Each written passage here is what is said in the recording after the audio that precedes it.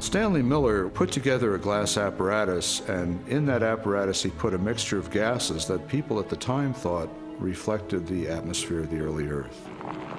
And those gases were methane, ammonia, hydrogen, and water vapor.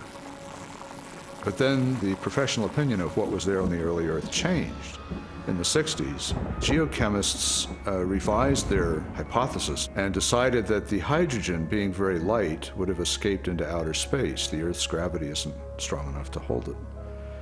And probably the early Earth's atmosphere then consisted of what we now see coming out of volcanoes today, namely carbon dioxide, nitrogen, and water vapor. Well, if the early Earth's atmosphere consisted of those gases, then Stanley Miller's experiment would not work. In fact, he himself tried it with those gases, and he found that he couldn't produce any amino acids at all. So the experiment falls apart once you use a more realistic mixture of gases in the apparatus. Miller's test has been repeated many times using the correct atmospheric components. The results are always the same. The amino acids that generated so much enthusiasm in 1953 do not appear. Even if Miller's experiment were valid, you're still light years away from making life. It comes down to this. No matter how many molecules you can produce with early Earth conditions, plausible conditions, you're still nowhere near producing a living cell. And here's how I know. If I take a sterile test tube and I put in it a little bit of fluid with just the right salts, just the right balance of acidity and alkalinity, just the right temperature, the perfect solution for a living cell, and I put in it one living cell. This cell is alive. It has everything it needs for life. Now I take a sterile needle and I poke that cell, and all its stuff leaks out into this test tube. You have in this nice little test tube all the molecules you need for a living cell. Not just the pieces of the molecules, but the molecules themselves. And you cannot make a living cell out of them. You can't put Humpty Dumpty back together again. So what makes you think that a few amino acids dissolved in the ocean are going to give you a living cell? It's totally unrealistic. Stanley Miller's experiment was not the only unsuccessful attempt to explain how life originated. Beginning with Russian chemist Alexander Oparin's work in the 1920s, theorists have also proposed chance, chemical attraction, and biological seeding from outer space as possible answers.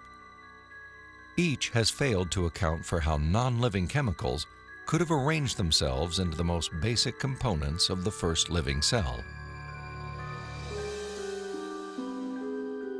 Strobel's research ultimately led him to conclude that materialistic explanations for the origin of life were deeply flawed.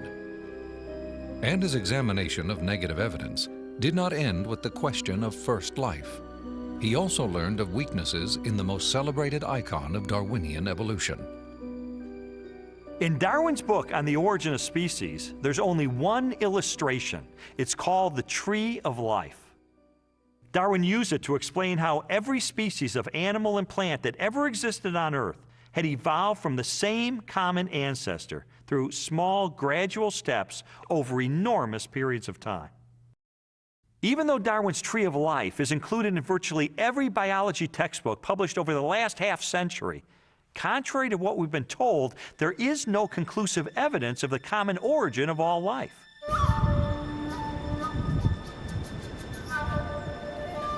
Perhaps the most damaging blow to Darwin's theory is the fossil record.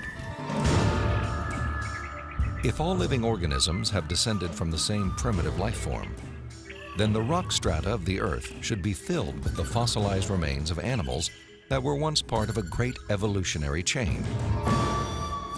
A chain of small biological modifications, ultimately leading to a spectacular diversity of life.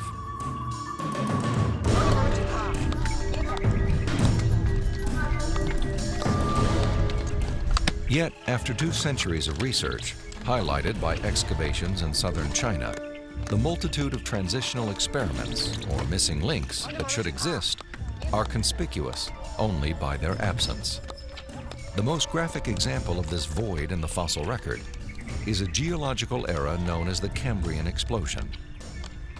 The branching tree pattern of Darwin's theory is actually not seen anywhere in the fossil record unless we impose it with our own minds. So the Cambrian explosion is the most dramatic refutation of the tree of life. The Cambrian explosion of life was a dramatic episode in geological history. Usually dated at about 530 million years ago, the exquisitely preserved Cambrian fossils reveal that the body plans for virtually every major animal phyla appeared, not gradually and slowly as Darwin had speculated, but instead with astonishing suddenness.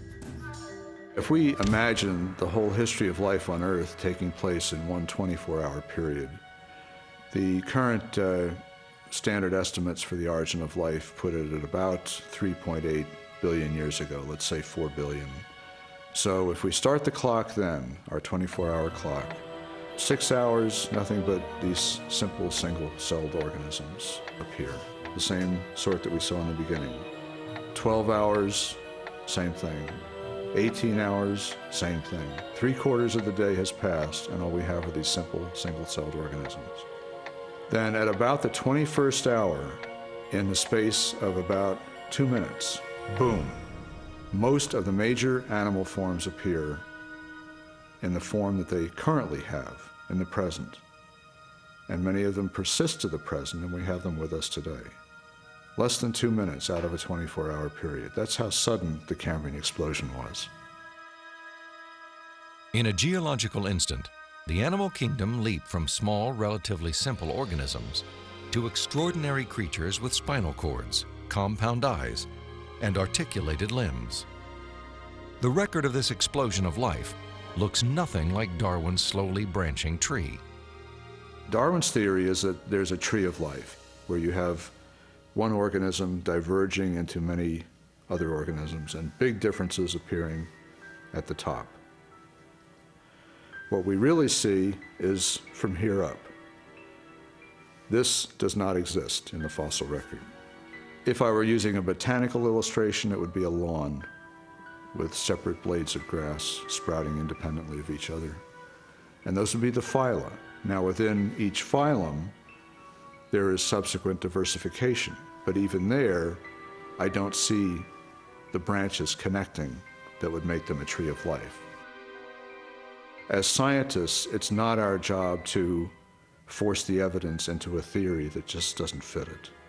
And so I have absolutely no desire or reason to uphold Darwin's theory at this point.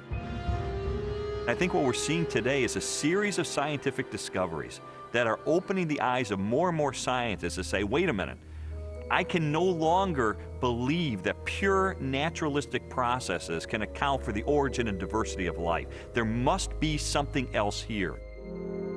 The challenges to Darwinian theory have led more than 600 scientists with PhDs from major universities throughout the world to sign a document titled A Scientific Dissent from Darwinism. It reads in part, "We are skeptical of the claims for the ability of random mutation and natural selection to account for the complexity of life." These are scientists with PhDs from Stanford and Berkeley and University of Chicago and Cambridge, major universities, who've looked hard and fast at the evidence and have walked away saying, I am not convinced. Maybe there's another explanation. Personally, the negative evidence forced me to conclude that Darwinism would require a blind leap of faith that I just had no good reason to make.